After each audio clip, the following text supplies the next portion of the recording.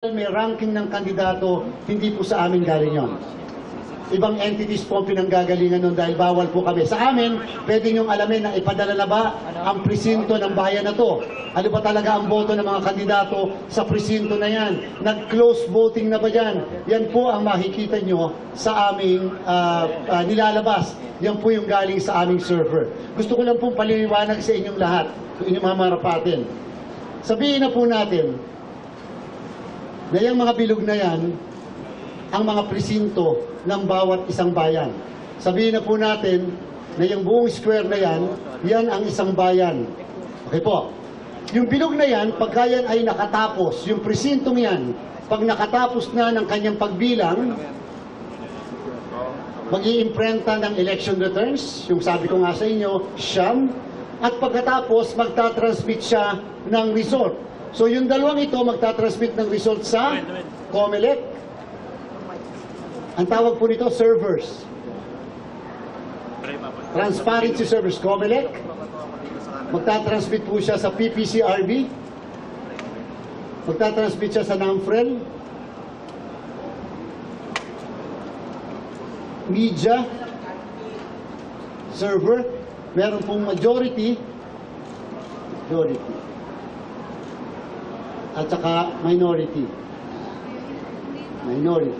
So, ibig sabihin, ito po, direct na magtatransmit, pero pa pala, Municipal Board of Canvasser, MBOC, okay. O kaya CBOC. Magtatransmit siya dyan, doon,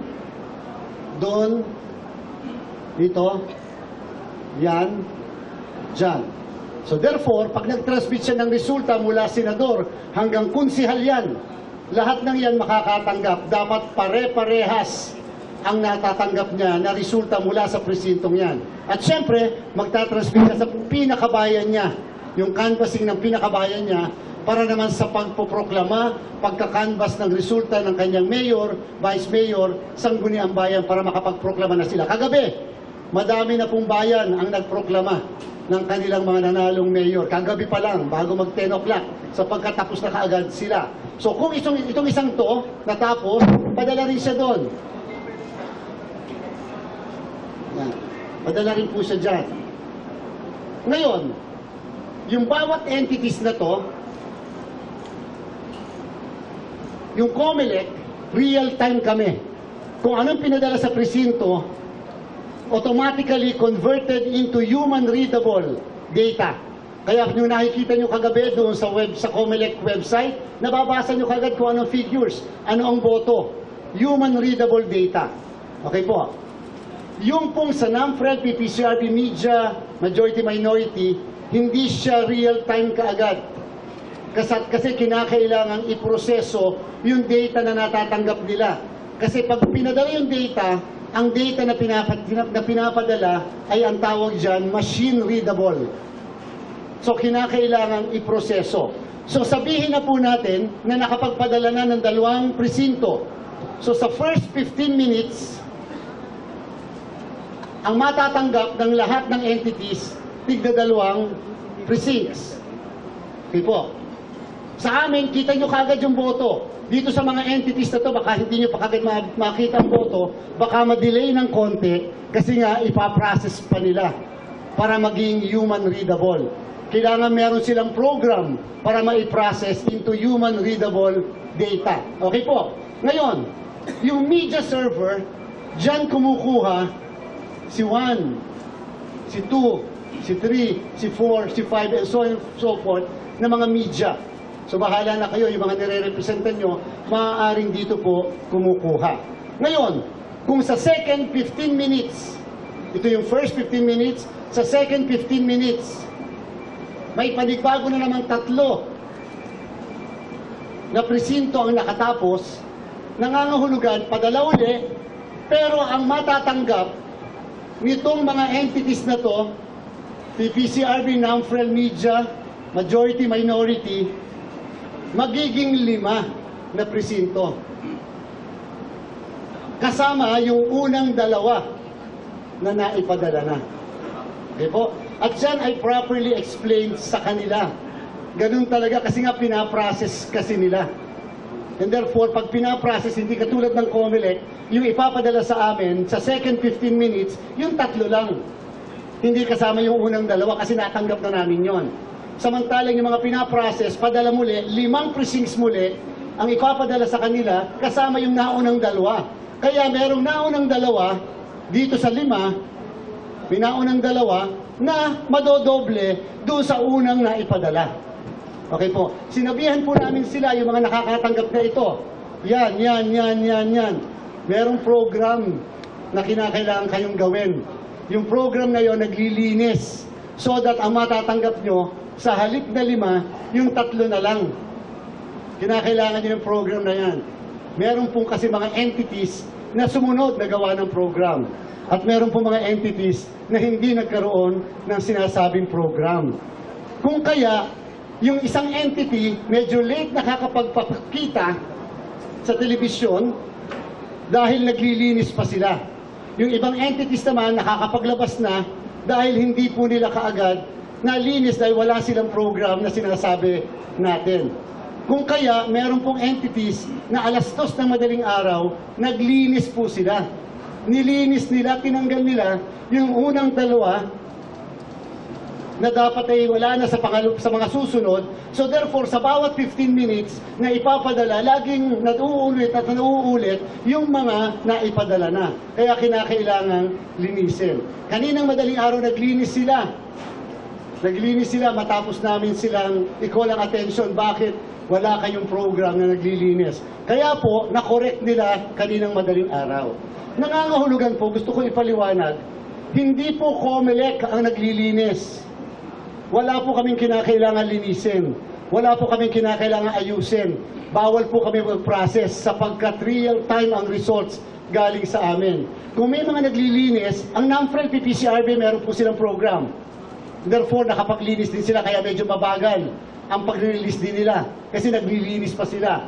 Ngayon, hindi ko po alam yung majority, minority, pero yung sa media, kinakailangan yung mga nakadepende sa media server na kumukuha, kinakailangan naglilinis sila para accurate at tumutugma sa tinatanggap ng COMELEC. Kung ang tinanggap na namin as of kagabi, sabihin na po natin na 80,000 na presinto, sana dapat ang lahat na natatanggap din ng media coming from their servers ay 80,000 din. Hindi tayo dapat nagkakalayo. Kaya lang sumobra. Sabi 5 milyon, sapagkat ito ang dahilan. Sapagkat hindi nagkaroon ng sinasabing program para lang malilinis yung nadodoble as a result of processing. So yun po yung aking gustong ipaliwanag na wala pong dagdag bawas na nangyayari. Ang pagbabasihan nyo lagi, yung mga kandidato, yung mga political parties, isave nyo yung COMELEC website na nilalabas namin. Kasi yung COMELEC website, walang interruption yung tuloy-tuloy po yun na nangyayari. Sa kasalukuyan, ang ating pong website ay tumatanggap na ng 98.75%. At yung pong mga entities na ito, PPCRB, NAMFREL Media, majority ay tumatanggap din more or less ng 98%. May konti man discrepancy, yung point na lang ang discrepancy sapagkat lagi naman siyempre una ang central server ng COMELEC. Pero yung mga yon halos magkakaparehas yung pagkakatanggap nila.